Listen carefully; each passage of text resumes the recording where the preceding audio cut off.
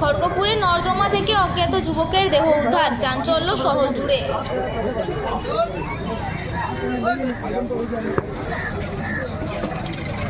পশ্চিম মেদিনীপুর জেলার খড়গপুর শহরের নর্দমা থেকে উদ্ধার হলো এক অজ্ঞাত পরিচয় যুবকের দেহ।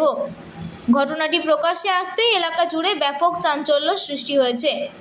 স্থানীয় সূত্রে জানা যায়, আজ সকালে এলাকার বাসিন্দারা নর্দমায় একটি দেহ পড়ে থাকতে দেখে সঙ্গে সঙ্গে খবর দেন খড়গপুর টাউন থানার পুলিশকে। খবর পেয়ে দ্রুত ঘটনাস্থলে পৌঁছে যায় পুলিশ প্রশাসন এবং দেহটি উদ্ধার করে ময়নাতদন্তের জন্য পাঠানো হয়। ঘটনাস্থলে উপস্থিত হন শহরের 5 নম্বর ওয়ার্ডের কাউন্সিলর ফিদা হোসেন। তিনি পুরো বিষয়টি খতিয়ে দেখার আশ্বাস দেন।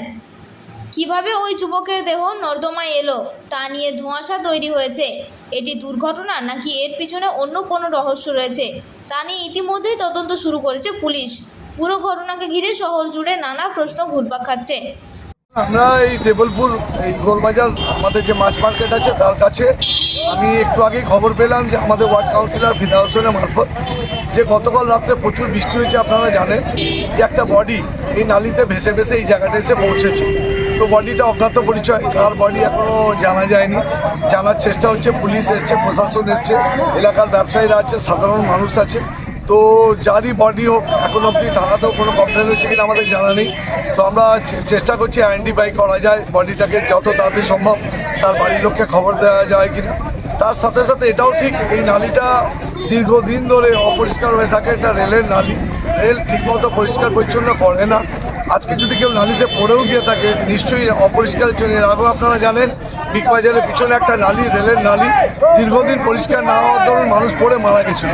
সেম এখানেও তাই হতে পারে, রেল তার নালিগুলো পরিষ্কার করে না, পরিচ্ছন্ন করে না, তার জন্য হয়। আর যেটুকু পরিষ্কার করে আমাদের পৌরসভা থেকেই করে, অন্য লোকে তো করে না।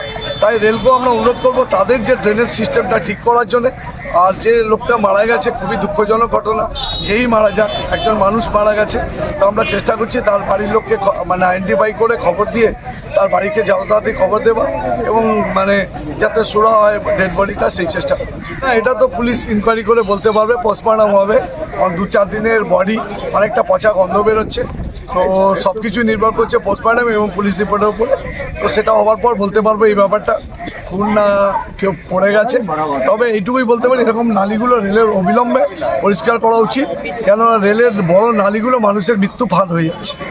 এর আগে আপনি দেখেছেন বিগবাজার একটা ছেলেকে মরতে হয়েছে। আজকে এই নালিগুলো মানুষ চলতে পারে না, এই নালিগুলো দীর্ঘদিন পরিষ্কার হয় না, মানে একটা যন্ত্রণা হয়ে গেছে আর মানুষের মৃত্যু ফাঁদ হয়ে গেছে নালিগুলো। আপনার নাম? প্রদীপ সরকার, কাউন্সিলর 6 নম্বর ওয়ার্ড। मैं फिदा हुसैन, वार्ड नंबर 5 का काउंसिलर। आज सुबह जो है हमारे देवलपुर साइड में जो रेल का ड्रेन है, तो वहाँ पर ही एक बॉडी मिला है। तो हम लोग संगे संग पुलिस को इन्फॉर्म करे हैं, हमारे प्रदीप सरकार को इन्फॉर्म करे हैं। तो हम लोग सब थे वहाँ पर स्पॉट में। तो बॉडी जो था काफी मतलब 3-4 दिन पहले से था, कहीं से पानी से बह के आके यहाँ फंस गया। तो बॉडी कहीं आगे से बह के आया हुआ था। मगर क्या है कि रेलवे जो है अपना ड्रेन को सफा नहीं करता है। हमारा खड़गपुर म्यूनिसिपालिटी की तरफ से ड्रेन जितना भी रेल का सफा होता है, रेल का ड्रेन इतना कंडीशन खराब है। कुछ दिन आगे बिग बाजार के पास भी रेल का ड्रेन 20 साल से सफा नहीं हुआ था, तो वहाँ भी एक बॉडी बढ़ा हुआ था। तो रेलवे जो है अपना काम जो है सही से नहीं करता है, उसी की वजह से लोगों की मौत हो रही है।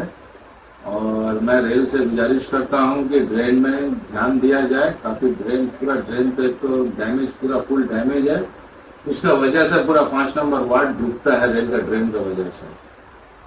तो रेल से गुजारिश है कि ड्रेन हाई ड्रेन जितना भी है रेल का, जो 5 नंबर वार्ड से होते हुए जा रहा है, उसमें थोड़ा ध्यान दीजिए।